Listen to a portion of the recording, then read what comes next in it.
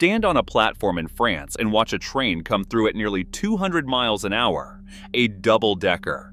2 full floors of passengers stacked on top of each other, blasting past you faster than a race car. Now try to picture that same train running in America. You cannot. Not because we could not build it, because for decades the law would not let it on the tracks.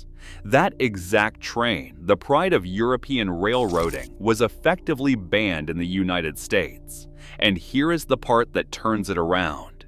There are American trains rolling through the middle of your town tonight that would be flat out illegal in most of Europe. So which country has the crazy trains? The answer is both. They just went insane in completely opposite directions. Before we get into it, hit subscribe and drop a comment, letting us know where you're watching from. We want to know who's out there. Start with the thing almost nobody understands about the two systems, because it explains everything that follows.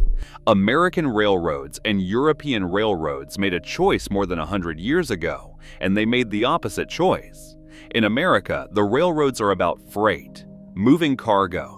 Around 84% of what rolls on American rails is freight, and only about 16% is passengers. In Europe, it is almost exactly flipped. Roughly 80% passengers, 20% freight. One continent built its railroad to move things, the other built it to move people. And every strange difference between them grows out of that single fork in the road. Now, the European trains America would never allow. The big one is the high-speed passenger train. In France, in Germany, in Spain, trains routinely run at nearly 200 miles an hour. And they do it on dedicated track, passenger-only track, with no freight trains anywhere near them and no road crossings at all. To go that fast, European engineers made their trains light, sleek, lightweight, built to avoid crashes in the first place, with signaling so advanced the train physically cannot pass a stop signal. America took the opposite approach, and it is written into federal law.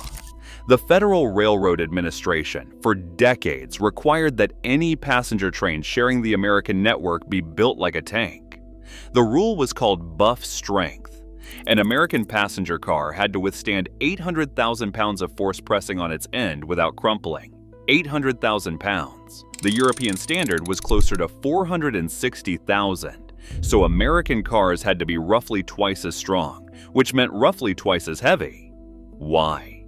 Because in America, that passenger train might be sharing the rails with a freight train weighing 20,000 tons.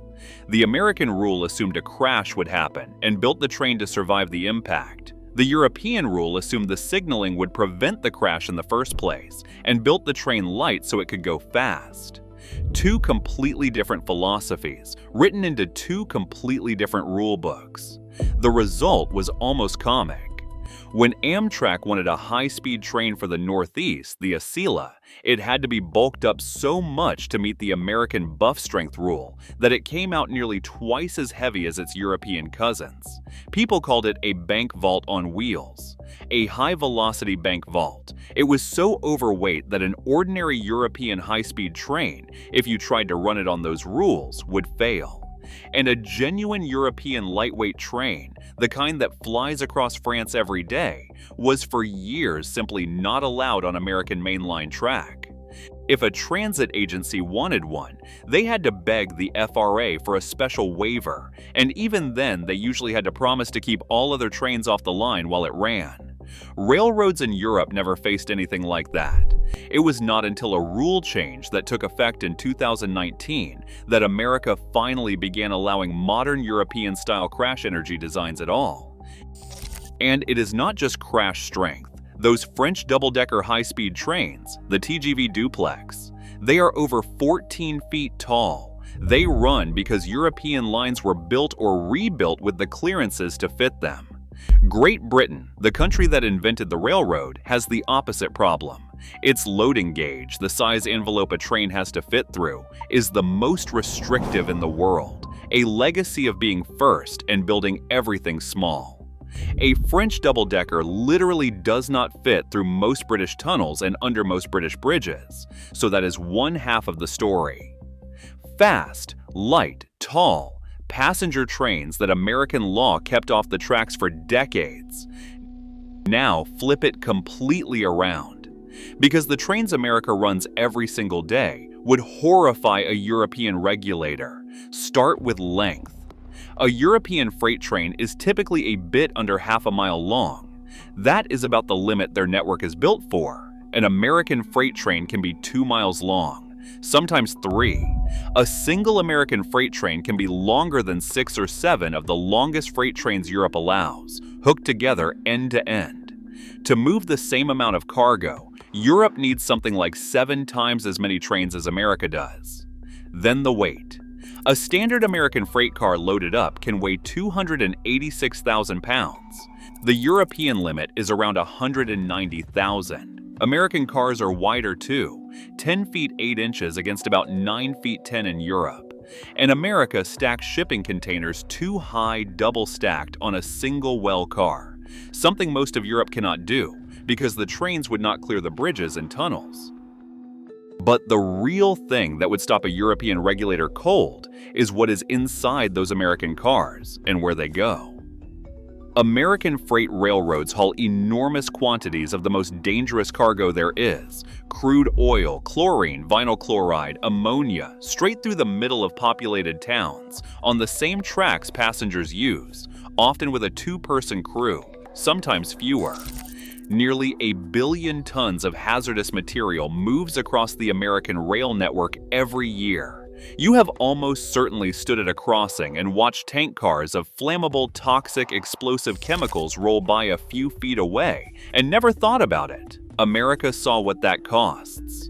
In 2013, a runaway oil train derailed and exploded in the town of Locomotives in Quebec and killed 47 people, incinerating the center of the town. In 2023, a Norfolk Southern train derailed in East Palestine, Ohio, spilling vinyl chloride and other chemicals, and crews deliberately set fire to 5 tank cars of it to keep them from exploding, sending a black plume over the town and forcing an evacuation. These were not trains breaking the rules. They were trains doing exactly what American law allows every single day. So step back and look at the two systems side by side. Europe runs sleek double-decker passenger trains, touching nearly 200 miles per hour, that America's rules kept off the rails for a generation. And America runs 2-mile-long chains of tank cars full of explosive chemicals through the heart of its towns, in a way Europe would never permit. Each side looks at the other and sees a system that is completely out of its mind. Neither one is wrong exactly. Europe chose to move people fast and light and safe, and it built its rules around protecting passengers. America chose to move cargo, heavy and long and cheap, and it built its rules around surviving the crashes that come with it. American freight rail is, by a wide margin, the most efficient and cheapest in the world. That is not an accident. It is the reward for the exact choices that make American passenger trains slow and heavy. 2 railroads, 1 invention. 150 years of running in opposite directions, and the trains each one considers perfectly normal are the trains the other one would never, ever allow.